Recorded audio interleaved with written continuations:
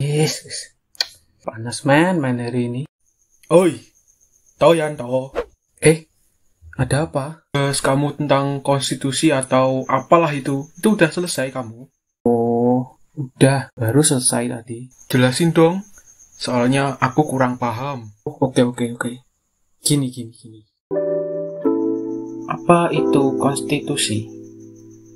Konstitusi itu sendiri merupakan keseluruhan peraturan baik tertulis maupun tidak tertulis yang mengatur secara mengikat mengenai cara penyelenggaraan suatu pemerintahan. Pada hakikatnya, konstitusi merupakan hukum dasar yang tertinggi. Dikatakan dasar karena semua peraturan-peraturan hukum yang ada dalam sebuah negara itu harus didasarkan pada maksud dan tujuan yang termuat di dalam konstitusi itu. Karena semua peraturan-peraturan yang ada itu tidak boleh bertentangan dengan konstitusi sebagai hukum tertinggi.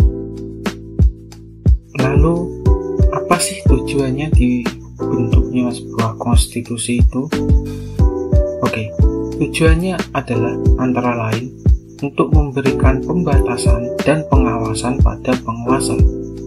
Jadi para penguasa itu biar nggak seenak jidat mereka lah dalam menyelenggarakan sebuah negara. Dan juga penguasa bisa mengetahui batas-batas kekuasaan mereka tentang apa yang boleh dan yang tidak boleh dilakukan. Tujuan selanjutnya untuk memberikan jaminan dan pemenuhan hak-hak dasar bagi warga negara. Sekalipun konstitusi itu merupakan hukum dasar dan tertinggi, bukan berarti konstitusi itu bersifat kekal dan abadi. Konstitusi juga bisa mengalami yang namanya perubahan atau pembaharuan atau bahkan pergantian. Perubahan konstitusi itu bisa berupa amandemen maupun pembaharuan konstitusi.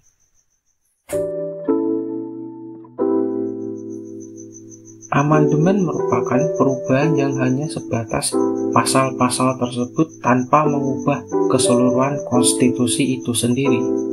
Sedangkan pembaharuan konstitusi itu merupakan perubahan yang dilakukan secara keseluruhan terhadap konstitusi yang lama dan menggantinya dengan konstitusi yang baru.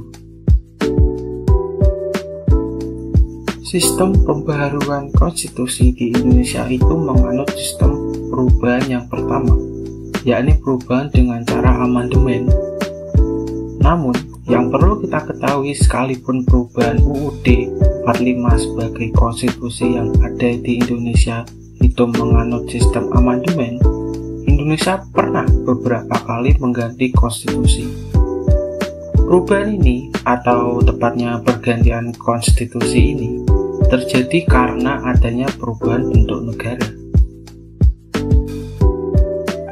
Lalu, yang menjadi pertanyaan adalah, apakah perlu untuk melakukan amandemen? Jawabannya bisa perlu atau mungkin belum perlu. Karena hal ini tidak hanya bergantung kepada kebutuhan sosial masyarakat, tapi juga bergantung kepada kondisi sosial politik.